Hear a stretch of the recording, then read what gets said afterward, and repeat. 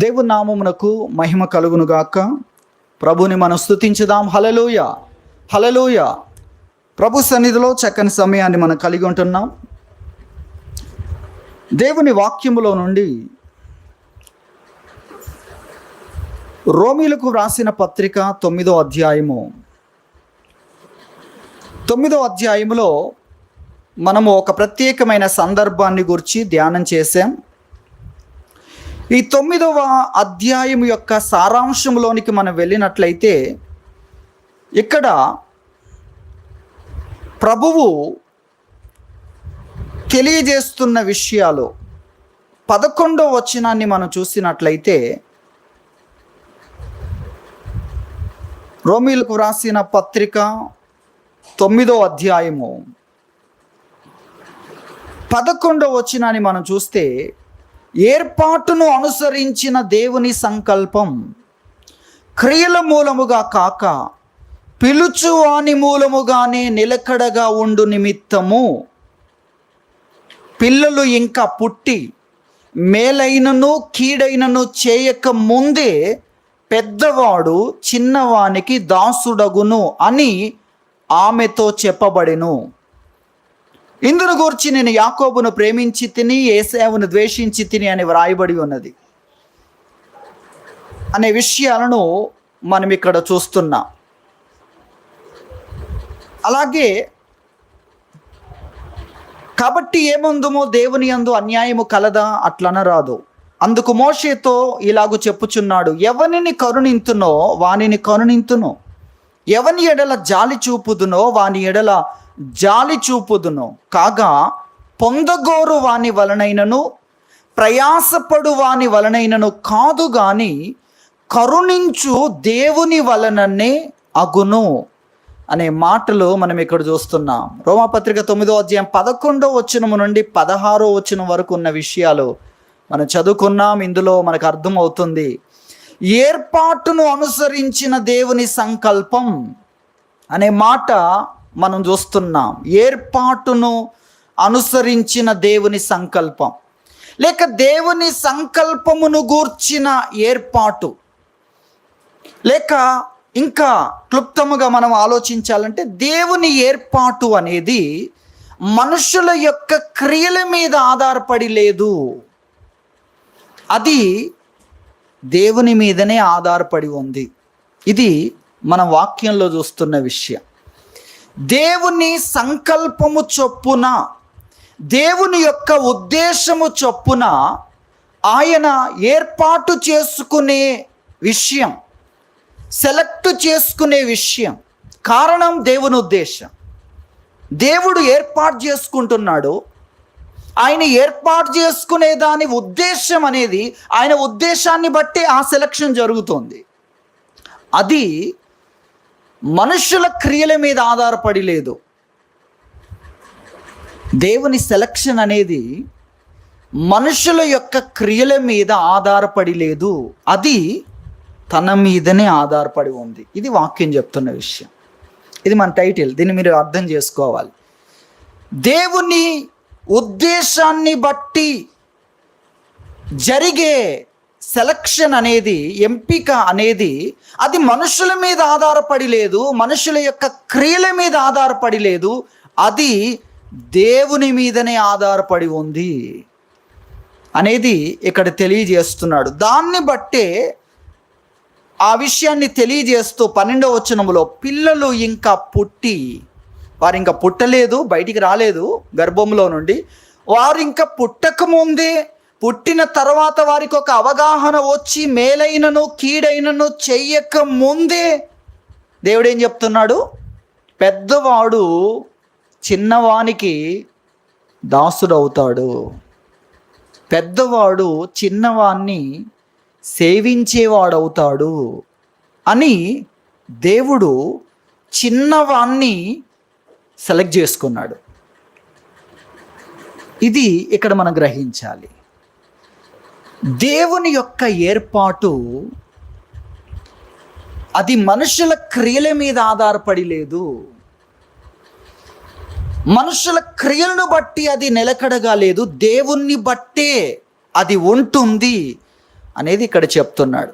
దీనికి అనేకమైన ప్రశ్నలు మనకు వస్తాయి. ఆ ప్రశ్నలకు అనేకమైన జవాబులు మనం చూడవచ్చు. మనుషుల క్రియల విషయంలో వారు తప్పిపోయినా వెంటనే దేవుడు జడ్జిమెంట్ చేయలేదు. అది కూడా మనం గ్రహించాలి. మరి క్రియలు బాగలేకపోతే వెంటనే దేవుడు తీసేయలేదు. సౌలు తప్పు చేసినప్పుడు వెంటనే తీసేయలేదు. బిలాము గాడిదను కొట్టి చంపినప్పుడు బిలామును వెంటనే తీసేయలేదు దేవుడు. అలాగే బిలాము 7 సార్లు దేవునికి వ్యతిరేకంగా తన సొంత చిత్తం కోసం ప్రయత్నం చేసినప్పుడు దేవుడు తీసేయలేదు. ఇలాంటివన్నీ కూడా మనం తీసుకోవచ్చు. దేవుని ఉద్దేశాన్ని బట్టే దేవుడు ఆయన కనికరిస్తున్నాడు, అవకాశాలు ఇస్తున్నాడు. అలాగే ఆయన సహాయకరంగా నిలబడుతున్నాడు, సపోర్టుగా నిలబడుతున్నాడు. ఎందుకు ఎంపిక చేసుకున్నాడు? ఆ ఎంపిక అనేది ఆయన ఉద్దేశాన్ని బట్టి జరిగింది. ఆయన మహిమ కొరకు ఆయన్ను బట్టి జరిగింది. అదంతా కూడా ఆ నిలకడగా ఉండడం అనేదంతా కూడా తిరిగి ఆయన మీదనే ఆధారపడి ఉండడాని కోసం ఆయన కార్యాలు చేస్తున్నాడు అనేది ఇక్కడ మనం గ్రహించాలి.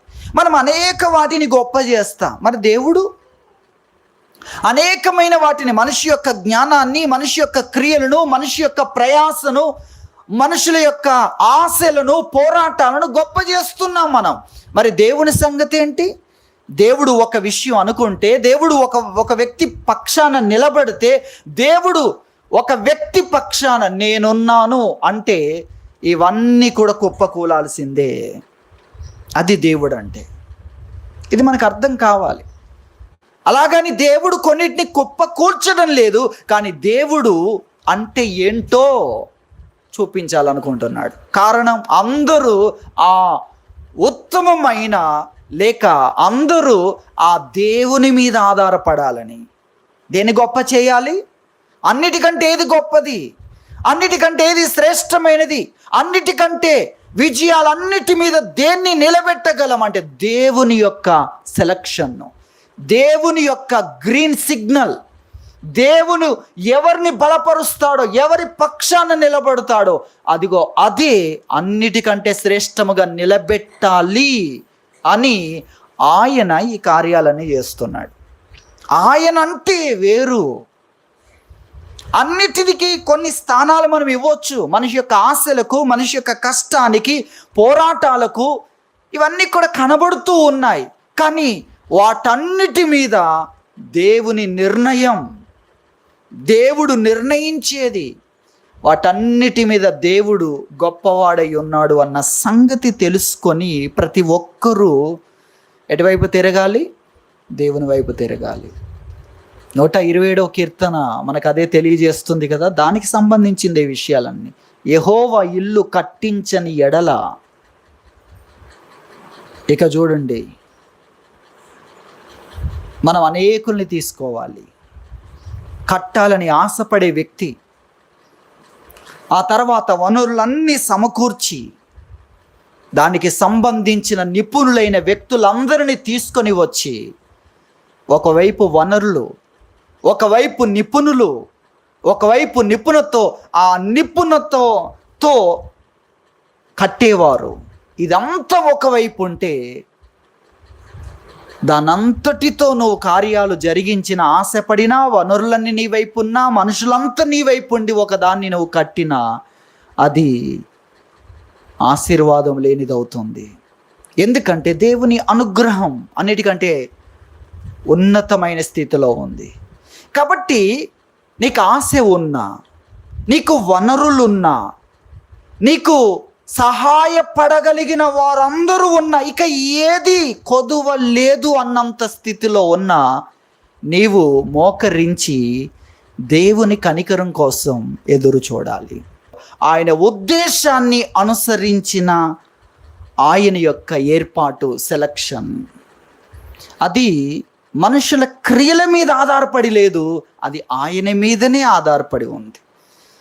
అది మనం గ్రహించాలి. దానికి సంబంధించి అనేకమైన విషయాలు మనము ఈ విషయాన్ని అర్థం చేసుకోవడానికి కొన్ని విషయాలు జ్ఞాపకం చేసుకుందాం. ఆయన అంటే ఏంటి? ఆయన అంటే ఆయన వ్యక్తిత్వం, ఆయన అంటే ఆయన యొక్క నైపుణ్యం, ఆయన అంటే ఆయన యొక్క సామర్థ్యం, ఆయన యొక్క శక్తి దాని మీద ఆధారపడి ఉంది. ఆయన ఎందుకు ఏర్పాటు చేసుకుంటున్నాడు అనేది ఆయన మీద ఆధారపడి ఉంది. ఆయన ఏర్పాటు మనిషి మీద కాదు, ఆయన మీద ఆధారపడి ఉంది. కాబట్టి ఆయన ఏర్పాట్లు చూస్తే చాలా విచిత్రం అనిపిస్తుంది. దేవుడు ఒక వ్యక్తిని ఏర్పాటు చేసుకున్నాడు. ఆ వ్యక్తి ఏమో నేను బాలుణ్ణి అంటున్నాడు. ఏమంటున్నాడు? నేను బాలుణ్ణి అంటున్నాడు. నాకు మాట్లాడడం రాదు, నేను బాలుణ్ణి, నాకంత జ్ఞానం లేదు. దేవుడు అంటున్నాడు, నీవు రాజుల ఎదుట నిలబడి నా కోసం మాట్లాడాలి అంటున్నాడు. ఏదో బాలుణ్ణి ఏర్పాటు చేసుకొని నీకంటే తక్కువ జ్ఞానం ఉన్న వారి దగ్గరికి వెళ్ళు అంటే అందుకు నేను ఏర్పాటు చేసుకున్నానంటే బాగానే ఉంటుంది. కానీ అది కాదు, ఇది అది కాదు. రాజుల ముందే నువ్వు మాట్లాడాలి. ఆ ఏర్పాటు చూడండి, ఎవరిని ఎందుకు ఏర్పాటు చేసుకుంటున్నాడు. అలాగే జ్ఞానులను సిగ్గుపరచుటకు దేవుడు కొంతమందిని ఏర్పాటు చేసుకుంటున్నాడు. దేనికోసం? పర్పస్ ఏంటి? జ్ఞానులను సిగ్గుపరచాలి, జ్ఞాని తలదించుకోవాలి నిన్ను బట్టి. అంటే అతడు మహాజ్ఞాని, గొప్ప జ్ఞాని అయి ఉండాలి అనుకుంటాం మనం. అతడు ఎంత విచిత్రమైన వ్యక్తి అనుకుంటా. కానీ వెర్రివాణ్ణి దేవుడు పిలిచి ఏర్పాటు ఎటువంటిదో తెలుసా? జ్ఞానులు తలదించుకోవాలి నిన్ను చూసినప్పుడు. ఏముంది అతనిలో?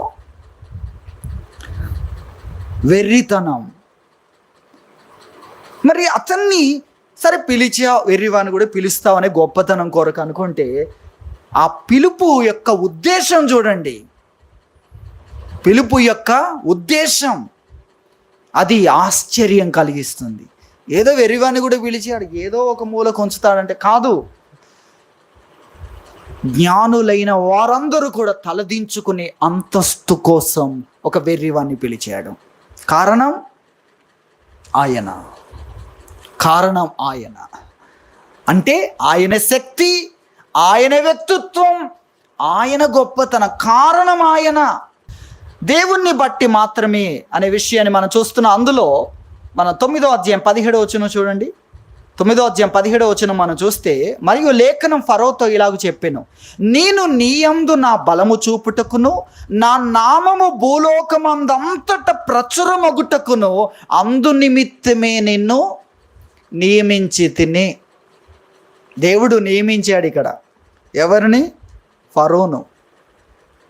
ఇక్కడ నియమించి తిని అనే దాంట్లో మరొక ట్రాన్స్లేషన్లో నేను రాజుగా చేసి తిని అని కూడా అంటాడు. అందుకే నువ్వు రాజు అయ్యావు. ఎలాంటి వ్యక్తి రాజు అయ్యాడండి? చరిత్ర తెలియని వాడు రాజు అయ్యాడు. చరిత్ర తెలియని వాడు తన దేశమును గురించి, తన దేశం ఎటువంటి పరిస్థితులు ఎదుర్కొంది, ఆ పరిస్థితిలో దేశమంతా చావాల్సిన పరిస్థితి ఏర్పడినప్పుడు ఎవరు ఆదుకున్నారు, ఎవరు నిలబెట్టారు తెలియనివాడు. ఎలాంటి వాడు చూడండి. కాబట్టి ఇక్కడ దేవుడు అతన్ని నియమించాడు. ఎందుకు? నా శక్తిని చూపించడానికి. ఇక్కడ అలాంటి వ్యక్తిని దేవుడు ఎందుకు ఎన్నుకున్నాడు అనే విషయాన్ని చూస్తే నాకు శక్తి ఉంది. ఆ వ్యక్తి ఎవరు? ప్రపంచాన్ని నిలుబడి చేసి అంతగా పోనిచ్చాడు దేవుడు. ఇప్పుడు ఆ స్థానానికి వచ్చిన తర్వాత ఇక నేనే దేవుడు అంటే ఆయన పరలోకం చూసుకుంటాడు, భూమి అంటే ఇక నేనే, భూమికి నేనే దేవుణ్ణి అనుకునే రోజులో, అటువంటి పరిస్థితుల్లో ఇప్పుడు అతన్ని ఎన్నుకున్నాడు. ఎందుకు? తన బలాన్ని చూపించడానికి. ప్రపంచమంతా నేనంటే ఏంటో ప్రచురమగుటకు నిన్ను నియమించాను. అతన్ని ఎన్నుకోవడానికి ఎవరు కారణం? అతని మంచితనమా? అసలు ఏది కారణం? కేవలం దేవుడే. అది ఇక్కడ మనకు అర్థమవుతున్న విషయం. ఆ ఎగ్జాంపుల్లోనే ఈ విషయాన్ని చెప్తున్నాడు అక్కడ. కాబట్టి ఆయన కారణం, ఈ ఏర్పాటుకు ఆయన కారణం. అనగా ఆయనకు ఆ శక్తి ఉంది, నాకు ఆ శక్తి ఉంది. ఈ వ్యక్తి యొక్క శక్తిని వంచి నా గొప్పతనాన్ని చూపించగలిగే శక్తి నాకుంది. నేను ముట్టుకుంటే చనిపోయేవాడు. ఎవరు? ఫరో. ఒక్క దెబ్బతో అటువంటి స్థితిలో ఉన్నవాడిని కాపాడుతూ, అతని కఠినత్వాన్ని ఆయన ఆపరేట్ చేస్తూ, తన నామం ప్రపంచమంతా తెలియపరుచుకోవాలని ఇతన్ని ఎన్నుకున్నాడు. కారణం, ఈ ఎంపికకు కారణం దేవుని శక్తి. దేవుడు కారణం, ఇతనులో ఏం లేదు. దేవుడు కారణం, దేవుని శక్తి కారణం అన్న విషయాన్ని మనం గ్రహించాలి. అలాగే దానియేలు గ్రంథం 4:17 చూస్తే అక్కడ నెబుకద్నెజరు విషయంలో దేవుడు కార్యం చేస్తున్నాడు. ఒక కార్యాన్ని, ఆ కార్యం విషయంలో మనం చూస్తున్నాం. 4:17 మహోన్నతుడగు దేవుడు మానవుల రాజ్యము పైని అధికారి అయ్యుండి తానెవరికి అనుగ్రహింప నిశ్చయించునో వారికి అనుగ్రహించుననియు, ఆయా రాజ్యముల పైన అత్యల్పులైన మనుషులను ఆయన నియమించుచున్నాడనియు మనుషులందరూ తెలుసుకొనున్నట్లు ఇలాగూ జరుగును. మహోన్నతుడైన దేవుడు మానవుల రాజ్యముల పైన ఎవరు? అధికారి అయి ఉన్నాడు. అది తెలుసుకోవాలి. మహోన్నతుడైన దేవుడు మానవ రాజ్యాల పైన సంబంధము లేనివాడు కాదు. అసలు ఆయనే అధికారి. ఆయన ఎవరికి ఇవ్వాలంటే వాళ్ళకి ఇస్తాడు, ఎవరి నుండి తీసేయాలంటే వారి నుండి తీసివేయగలడు. కాబట్టి ఆయన్ను బట్టి, ఆయన ఏర్పాటును బట్టి నిలకడగా ఉండు నిమిత్తము ఆయన మీద ఆధారపడి ఉంది, మనుషుల యొక్క క్రియల మీద కాదు అన్న విషయాన్ని మనం చూస్తున్నాం. కాబట్టి మనం క్రియలను గొప్ప చేయడం కాదు, దేవుని గొప్ప చేయాలి, దేవుని సంకల్పాన్ని గొప్ప చేయాలి, దేవుని ఉద్దేశాన్ని, ఆయన కనికరాన్ని మనము గొప్ప చేయాలి. ఆయన కనికరం కొరకు ఎంత వెలనైనా నువ్వు చెల్లించాలి. ఎందుకంటే అంత ఎక్కడుంది? అక్కడుంది.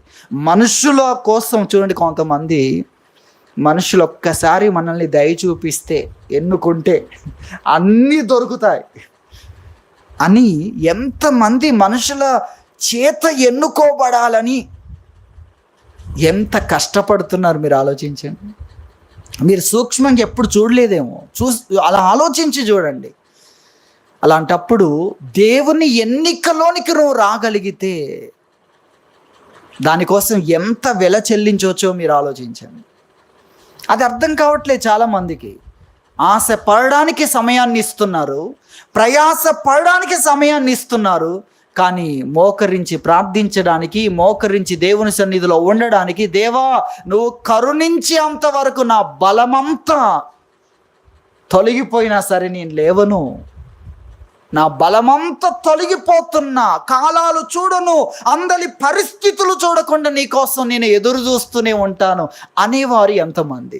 అటువైపుగా ఆకర్షించబడేవారు, అటువైపుగా ఉంది ప్రభావం, దేవుడు కరుణించుట్లోనే అంతా ఉంది అని అనుకుంటే ఎంత వెలనైనా మనం చెల్లిస్తాం. దేనికోసం? కరుణ కోసం, దేవుని అనుగ్రహం కోసం.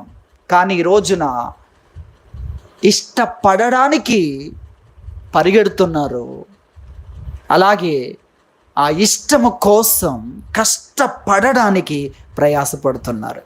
కానీ దేవుని అనుగ్రహం దగ్గర మాత్రం ఓపిక లేదు. మీకు అర్థమవుతుంది కదా? ఓపిక లేదు. వృద్ధాప్యం వరకు కూడా అదే పరిస్థితి, చనిపోయేటప్పుడు కూడా అదే పరిస్థితి. కానీ అదే దేవుని కోసం కనిపెట్టుకోవడంలో మరణం వచ్చేంత వరకు నేను ఈ సన్నిధిలో కనిపెడతాను, బలం ఉడిగిపోయినా సరే అనే వాళ్ళని మీరు చూడగలరా? ఒక అబ్రహామును కదా, ఆ అబ్రహామును గురించి వింటున్న మనలో ఎంతమంది ఆ విధంగా నా యొక్క ఆశలు కాదు, నా ఇష్టాలు కాదు, దేవుని అనుగ్రహం వచ్చేంత వరకు నేను ఎదురు చూస్తూనే ఉంటాను, ఆయన అనుగ్రహం లేకుండా నేను ఎంత పరిగెత్తినా వ్యర్థమే అని ఎంతమంది తెలుసుకుంటున్నారు? ఈ జ్ఞానోదయం ఎంతమందికి వస్తుంది? చనిపోతున్నప్పుడు కూడా జ్ఞానోదయం లేకుంటున్నారు అనేకులు. అలాగే మళ్ళీ పుట్టేవాళ్ళు, మళ్ళీ జీవించేవాళ్ళు, తరం వెంబడి తరము గతిస్తున్నా అలా దేవుని కోసం కనిపెట్టుకోవడంలోనే ఉంది అంతా అనేవాళ్ళు ఎంతమంది ఉన్నారు? అదే ఇక్కడ మనకు నేర్పించబడుతుంది అన్న విషయాన్ని మనం గ్రహించాలి. కాబట్టి ఆయన్ను బట్టి, అలాగే మరొక విషయాన్ని కూడా మనం జ్ఞాపకం చేసుకుంటే, దేవుడు ఒక వ్యక్తిని దర్శించాడు.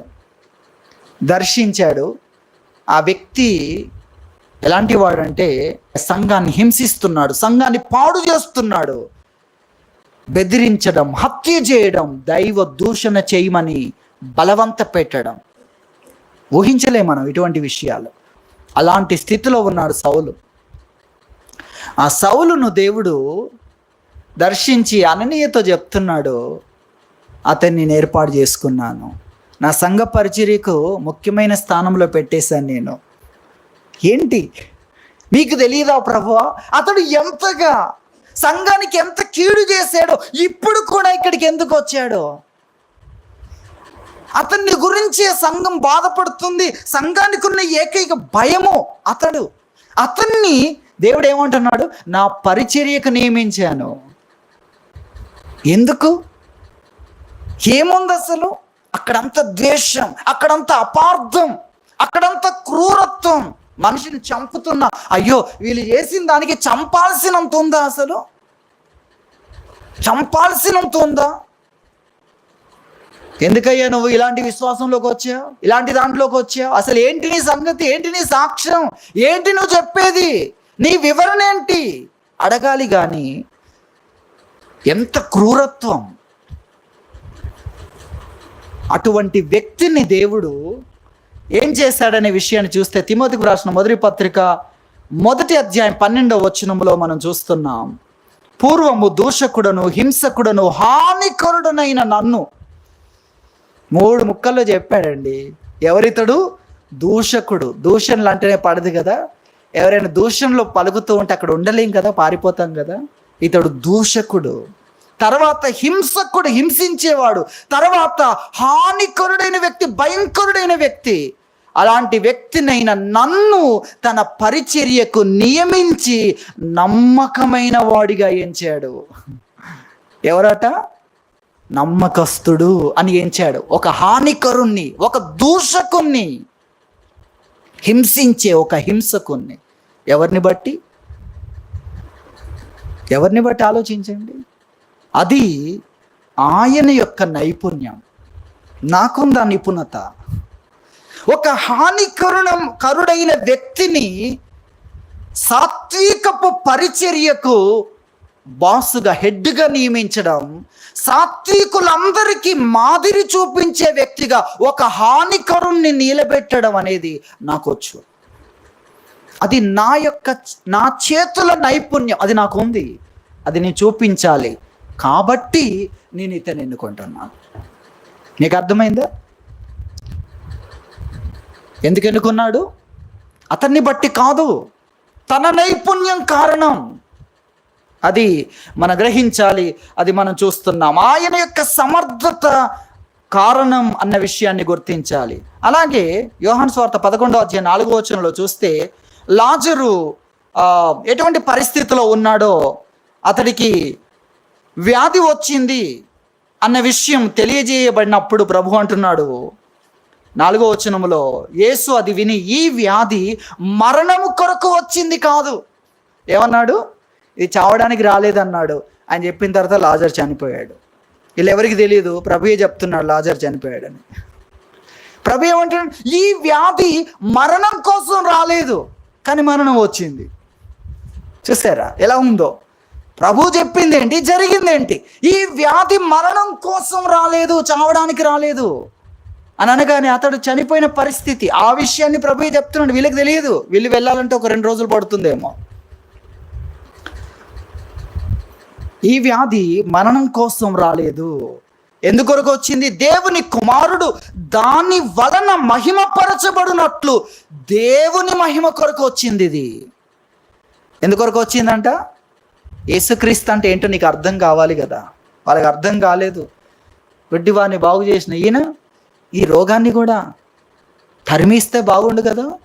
ఆ చావేదో రాకుండా ఈయన అడ్డుపడితే బాగుండు కదా. అది కాదు నువ్వు ఆయనలో చూస్తుంది. అది కాదు ఆయన అంటే. చావు రాకుండా ఏదో 100 సంవత్సరాలు అడ్డుపడేవాడు కాదు యేసుక్రీస్తు అంటే. అదే చూస్తున్నావు నువ్వు.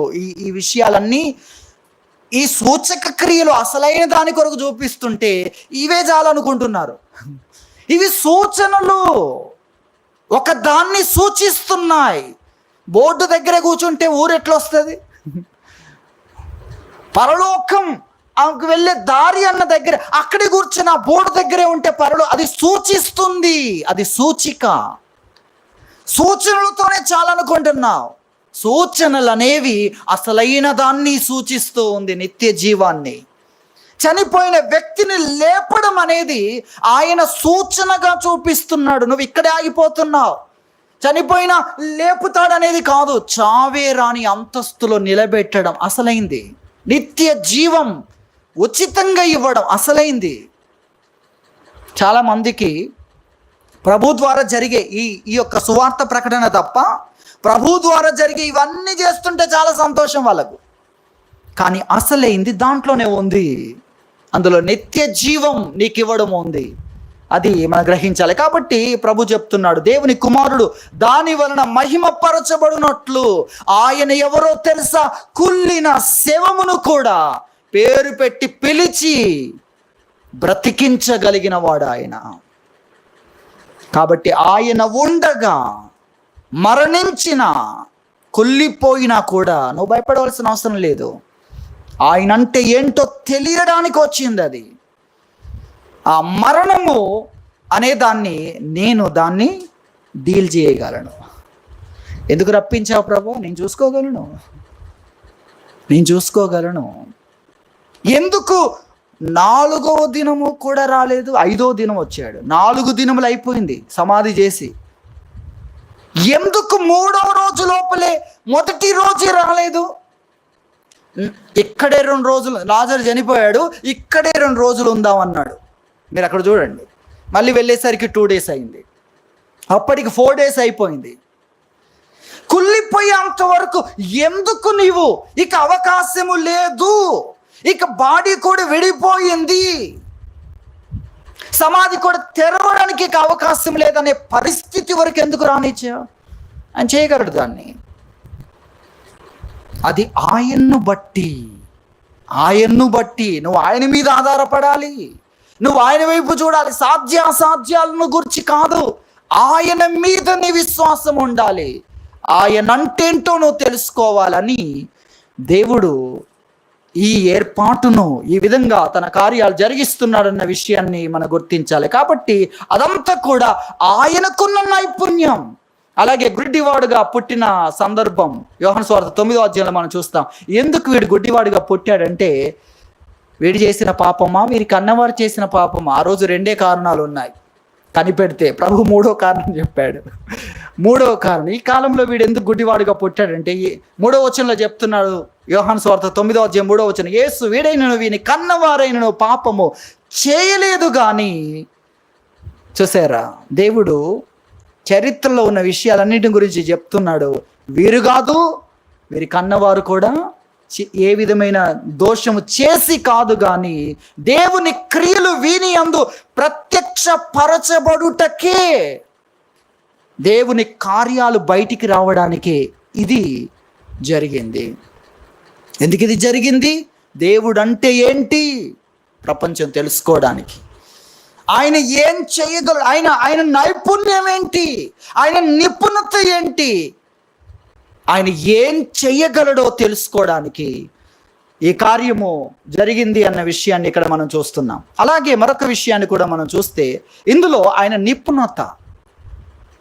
సంఘాన్ని హింసిస్తున్న వ్యక్తి, దేవుణ్ణి దూషించుమని మనుషులను హింసిస్తున్న వ్యక్తిని తన పరిచర్యకు నియమించి గొప్ప స్థానంలో పెట్టేశాడు. కారణం ఏంటి? ఆయనకుంది ఆ యొక్క సామర్థ్యం, ఆ నిపుణత. అలాగే మనం చూస్తున్నాం, సిలువ మీద 2వ దొంగతో ఏం చెప్తున్నాడు? నాతో కూడా పరదైసులో నీవు ఉంటావు, ఇది నిశ్చయం, నేను ఇస్తున్న మాట అన్నాడు. ఏంటి? ఎవరతను? ఆ మొదటి దొంగ ఎంత దరిద్రుడో ఈ 2వ దొంగ కూడా జీవితంలో అంతే దరిద్రుడు, అంటే అంతే శాపగ్రస్తుడు. అతనికి ఇతనికి తేడా ఏం లేదు, అది మీరు గుర్తించాలి. అటువంటి పరిస్థితుల్లో ఇతన్ని పరలోకానికి ఎన్నిక చేశాడు. నాతో పాటు పరదైసులో నీవు అడుగు పెడతావని చెప్పాడు. కారణం ఆయన మంచితనం. ఆయన వ్యక్తిత్వం. కాబట్టి ఆయన శక్తిని గురించిన విషయాలు మనం వాక్యంలో చూడగలం. ఆయన నైపుణ్యం, ఆయన చేతుల యొక్క నైపుణ్యం, ఆయన సామర్థ్యం, ఆయనకుంది ఆ ప్రత్యేకత అనేది మనం చూస్తున్నాం. ఎటువంటి దాన్నైనా ఎంత అద్భుతంగా మార్చడమైన ఆయనకుంది. వెర్రివాణ్ణి కూడా జ్ఞానులు తలదించుకునే అంతస్తులో పెట్టడం ఆయనకొచ్చు. అది గొప్పది, దాన్ని గొప్ప చేయాలి అన్న విషయాన్ని మనం గుర్తించాలి. కాబట్టి ఆయన్ను బట్టి పిలిచిన వాని మూలముగానే, ఆయన్ను బట్టి, ఆయన అంటే ఆయన యొక్క మంచితనం, అలాగే ఆయన యొక్క శక్తి, అలాగే ఆయన యొక్క నైపుణ్యం, అంటే మొత్తం ఆయనే. ఆ పిలుపుకు కారణం ఆయనే. అటువంటి వ్యక్తుల్ని గురించి కూడా మనం వాక్యంలో చూస్తున్నాం. కాబట్టి మనం గ్రహించాలి, ప్రభువు ఎంతగా తన కార్యములు జరిగిస్తున్నాడు. ఆయన కనికరం మీద మనం ఎంతగా ఆధారపడాలి. ఆయన కనికరం కనిపెట్టుకోకుండా చాలామంది పరిగెత్తుతూ ఉంటారు, ఏమో చేయాలి. ఆయన కనికరం దగ్గర మాత్రం ఓపిక లేదు. ఆయన కనికరం కోసం కనిపెడుతూ 1 సంవత్సరానికి ఏమైంది ప్రభువా, 2 సంవత్సరాలకి ఏమైంది ప్రభువా, ఏమైంది ఓపిక లేదు. పరిగెత్తడానికి ఓపిక ఉంది, పడడానికి ఓపిక ఉంది, దెబ్బలు తగలడానికి ఓపిక ఉంది, హాస్పిటల్లో పడడానికి ఓపిక ఉంది, కాళ్ళు ఎరగొట్టుకోవడానికి ఓపిక ఉంది, నొప్పితో కేకలేయడానికి ఓపిక ఉంది, బలము అనవసరంగా ఖర్చు చేయడానికి ఓపిక ఉంది, బలం పోయిందని ఏడవడానికి ఓపిక ఉంది, ఇక అయిపోయింది నా టైం అనడానికి కూడా ఓపిక ఉంది. దేనికి ఓపిక లేదు? నా టైం ఉన్నంత వరకు దేవుని కొరకు ఎదురు చూస్తా అనడానికి మాత్రం ఓపిక లేదు. పరిగెత్తి సాధిస్తున్నావు? ఇది మనం గ్రహించాలి. దేవుని కనికరం విషయంలో మాత్రము కాలాన్ని లెక్క చేయలేని స్థితి లేదు. దేవుని కనికరం కొరకు ఎదురు చూచుట, ఆయన గ్రీన్ సిగ్నల్ ఇవ్వకపోతే మనం అందరం కలిసిన ఏం చేయగలం అని మాట్లాడడం లేదు చాలామంది. ఆయన మాట్లాడేంత వరకు ఆగుదాం, వెళ్ళి ఏం చేస్తాం? చాలామంది వెళ్ళి అది చేయగలం, ఇది చేయగలం అని చేసి ఏమీ చేయలేమని కూర్చున్నారు.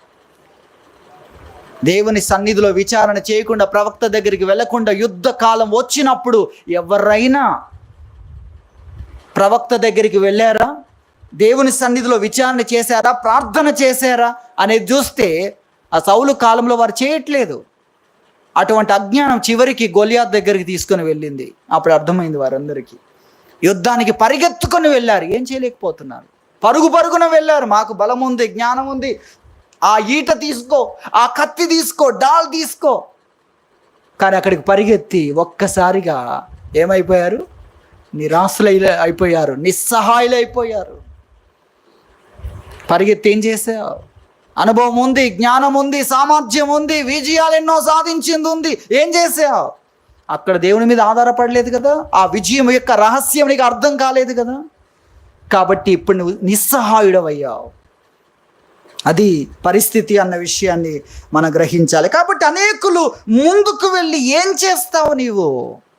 ఏదో పని చేసి కష్టపడి ఏం చేస్తావు నీవు? ఏదో సాధించి ఏం చేస్తావు అంటే దిగంబరుడుగానే వెళ్ళిపోతావు.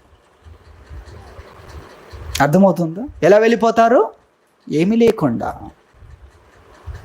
పరిగెత్తావు కదా, కష్టపడ్డావు కదా, దేవుని సన్నిధి కంటే కూడా టైం వేస్ట్ అన్నావు కదా. దేనికి టైం వేస్ట్? దేనికి టైం?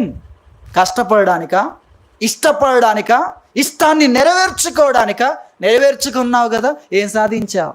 అదేదో చూపించు. ఏం పోగు చేసావు? నీ ఇష్టాలను సాధించుకున్నావు కదా, ఏం చేసావు? ఏదది? ఒకసారి ఆ అద్భుతం ఏదో నాకు చూపించు అని దేవుడు అడిగితే ఏంటి పరిస్థితి? 49వ కీర్తన మీరు జ్ఞాపకం చేసుకోనండి. అదే మాటలుగా చెప్పేది. నీకు నీవే మేలు చేసుకుంటే మనుషులందరూ పొగుడుతున్నారు, కానీ నీకే అర్థమవుతుంది అలెగ్జాండర్ని అందరూ పొగుడుతూ ఉంటారు. ఎందుకంటే మరి అంత సాధించాడు అతడు. సాధించలేనిదేంటి? ఇంకా సాధించాలని ఎంత ఆశ ఉంది. సముద్రం దగ్గరికి కూడా వెళ్ళి చెప్పాడట, నువ్వు కూడా ఆరిన నేల ఈ ప్రజలు సామ్రాజ్యాలు ఉంటే నిన్ను కూడా జయించేవాడిని. ఇన్ని ఉంది కదా, కానీ అతనికి అర్థమవుతుంది నేనేం పట్టుకొని వెళ్ళట్లేదు, నువ్వు చూస్తున్నది నాలో లేదు, నువ్వు చూస్తున్నది బలం ఉందని నేను అది చేశాను, ఇది చేశాను, పరిగెత్తాను, ఎన్నో చేశాను. కానీ ఇప్పుడు అర్థమవుతుంది నేను ఎక్కడ నిలబడ్డానో, నేను పరిగెత్తి ఎక్కడికి వచ్చాను నాకు ఇప్పుడు అర్థమవుతుంది. నువ్వు కూడా అక్కడికి వెళ్తావా? దేవుని మాట విని నా కోసం నీతి కిరీటం ఉంది, నా కొరకు నిత్య జీవం ఉంది అనే నిరీక్షణకరమైన మాటలు చెప్పగలిగే స్థితిలో ఉంటావా? దేవుని మాట వినకుండా, దేవుని సన్నిధిలో కనిపెట్టుకోకుండా, దేవుని అనుగ్రహం వచ్చేంత వరకు నేను ఉంటాను. ఎంతమంది అండి ఈరోజు అలా ఉండేవారు? దేవుడు కరుణించలేదంటే ఇంకా 10 సంవత్సరాలు నేను ఎదురు చూస్తాను. దేవుడు కరుణించలేదంటే, అబ్రహామును చూడండి, చేయొచ్చు కదా మనుషులందరూ చేసే ప్రయత్నాలు, విస్తారమైన ఆస్తి ఉంది, ఎవరినొక్కరిని వారసుడిగా ప్రకటించేయవచ్చు కదా. అర్థమవుతుందా? అలాగే కనిపెట్టుకుంటున్న తరుణములో ఒక పొరపాటు జరిగింది. ఎవరి ద్వారా? వృద్ధాప్యములో ఉన్న శారాను బాధ పెట్టడం ఇష్టము లేక. అది మీరు ఆలోచించండి. అటువంటి భార్యను కలిగిన భర్త అంత ఆ వృద్ధాప్యం వరకు నమ్మకంగా ఉన్న వ్యక్తి కోసం ఖచ్చితంగా లొంగిపోతాడు, ఆమె ఇచ్చిన సజెషన్ కొరకు. ఎందుకంటే ఆ వృద్ధాప్యంలో కూడా ప్రభు చెప్పిన తర్వాత 10 సంవత్సరాలు ఎదురు చూసింది. 75 నుండి 86లో ఆమె చెప్పింది. అది మీరు గుర్తించాలి వాక్యంలో. 10 సంవత్సరములు అయిన తరువాత కానీ ప్రభు ఏమన్నాడు? నీ సంతానం అంటే కేవలం నా వాగ్దానం కొరకు కనిపెట్టుకొనుట ద్వారా వచ్చేవాడు మాత్రమే నీ సంతానముగా నేను పరిగణిస్తాను. ఎంతమంది ఉన్నా నీ పిల్లలు కారు అని చెప్పేశాడు. నీ వారసులు కారు, నీ పిల్లలుగా ఉంటారు, కానీ నేను చెప్పే వాటికి వారసులు కారు. నీకు అర్థమైందా? మనం ఎన్నో చేయొచ్చు, కానీ వారందరూ ఈ అధ్యాయంలో ఈ విషయాలన్నీ ఉంటాయి. వారందరూ వారసులు కారు. ఇస్సాకు వలన, లేక నేను నీకు వాగ్దానం చేశాను, ఆ వాగ్దానం కొరకు ఎదురు చూస్తున్నావు, అదిగో ఆ వాగ్దాన పుత్రుడు మాత్రమే నీ సంతానం. నేను అబ్రహాం సంతానమని ఎవరి గురించి మాట్లాడుతున్నానో తెలుసా? నువ్వు ఎదురు చూస్తున్నావు ఆ వ్యక్తిని గురించి నేను మాట్లాడేది, మిగిలిన వారందరిని గురించి కాదు. నీ పరిస్థితిని బట్టి, నువ్వు రాజీ పడడాన్ని బట్టి, నీవు చేసే ఏ పనిని బట్టి అది నా లెక్కలోకి రాదు. దాన్ని నేను తీసుకోవడం లేదు. పరిగెత్తి ఏం చేస్తామండి?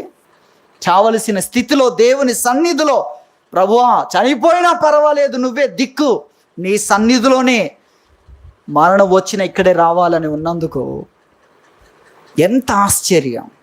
ఒకవైపు భౌతికంగా ఇది చూస్తే, ఆత్మీయంగా దేవుని రాజ్యంలో వారి స్థానమును గురించి మనం ఆలోచించాలి. కాబట్టి మనం ఎంతవరకు దేవుని సన్నిధిలో కనిపెట్టుకుంటున్నాం, ఎంతవరకు దేవుని సన్నిధిలో ఉంటున్నాం, అది మనం గ్రహించాలి. దేవుణ్ణి కాదని, ఆయన సన్నిధిలో కనిపెట్టుకొనుటను కాదని ఎంతకాలం ఆయన కొరకు కనిపెట్టుకోకుండా వెళ్ళి రకరకాలైన కార్యక్రమాలు చేస్తున్నారు కదా. దేనికోసం దేవుని సన్నిధిలో కనిపెట్టుకోకుండా, మాకు అవకాశాలు ఉన్నాయి, మేము అది చేయగలం, ఇది చేయగలం, ఇక్కడ కాకపోతే అక్కడ, ఈ రాష్ట్రంలో కాకపోతే ఆ రాష్ట్రంలో, ఈ దేశంలో కాకపోతే ఆ దేశంలో ఉన్నారు కదా. నువ్వెన్ని చేసినా దిగంబరిగానే వెళ్ళిపోతావు నువ్వు.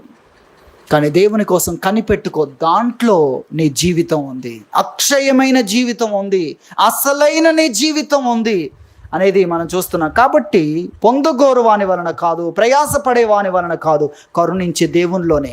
ఎంతకాలం కనిపెట్టుకోవాలి అంటున్నారు? కనిపెట్టుకోకముందే, కనిపెట్టుకోవడం స్టార్ట్ కాకముందే. అవును, ఎంతకాలం అంటున్నారు. లోకంలో ఆ విధంగా అనట్లేదు, చనిపోయేంత వరకు తిప్పులు పడుతున్నారు, కష్టపడుతూనే ఉన్నారు. ఎంతకాలం ఈ మందులు మింగాలి అంటున్నారా? చనిపోయే గంటకు కూడా మందులు మింగుతున్నారు.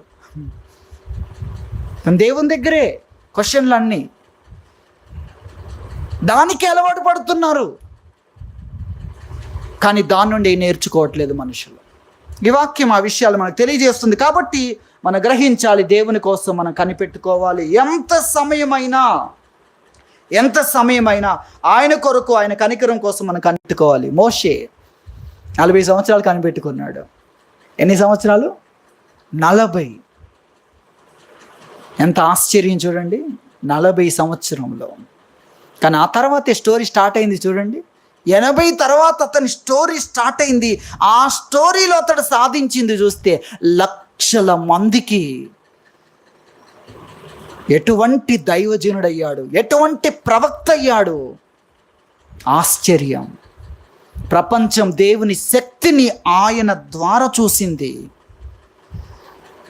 ఆశ్చర్యం. అది మనం గమనించాలి. కాబట్టి ఆ విధంగా కనిపెట్టుకున్న వారిని గురించి మనం చూస్తే అబ్రహాము 25 సంవత్సరాలు లేదా 100 సంవత్సరాలు మృతతుల్యుడు అయ్యేంత వరకు కనిపెట్టుకున్నాడు. ఈరోజు మృతతుల్యుడు అయ్యేంత వరకు అందరు కనిపెట్టుకుంటున్నారు, చచ్చేంత వరకు.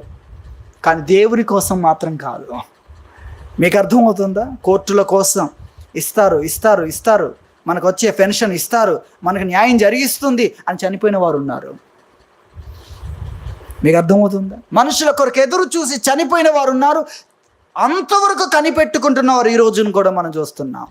తమ మనస్సును నమ్ముకొని, తమ బలాన్ని నమ్ముకొని, తమ ఆరోగ్యాన్ని నమ్ముకొని, తమకున్న అవకాశాలను నమ్ముకొని చివరి వరకు కష్టపడే వాళ్ళు ఈరోజు కూడా చూస్తున్న ప్రపంచం అంతటా. కానీ దేవుని కోసం ఎదురు చూసేవారు ఆ విధంగా లేరు. కరుణించు దేవునిలోనే సమస్తం ఉంది అన్న విషయాన్ని మనం చూస్తున్నాం. కాబట్టి దేవుని కొరకు ఎంత సమయమైనా, కాలాన్ని లెక్క చేయకుండా, కాలము ద్వారా జరుగుతున్న పరిస్థితులను, బలహీనమైపోతున్న పరిస్థితులను కూడా లెక్క చేయకుండా దేవుని కొరకు కనిపెట్టుకోగలిగితే ఎటువంటి విజయాలు మనం సాధిస్తాం, ఎటువంటి మహిమైశ్వర్యమును, ఎటువంటి అద్భుతమైన జీవితంలో మనం అడుగు పెడతాం అనేది ఆశ్చర్యం. ఆ విధంగా దేవుని కనికరం కొరకు, దేవుని కృప కోసం, దేవుని కోసం ఎంత సమయమైనా కాలాన్ని లెక్క చేయకుండా, కాలముతో పాటు జరుగుతున్న పరిస్థితులను లెక్క చేయకుండా దేవుని కొరకు కనిపెట్టుకోవాలని ప్రభు తెలియజేస్తున్నాడు. దేవుడి వాక్యం దీవించునుగాక. ప్రార్థన చేసుకుందాం.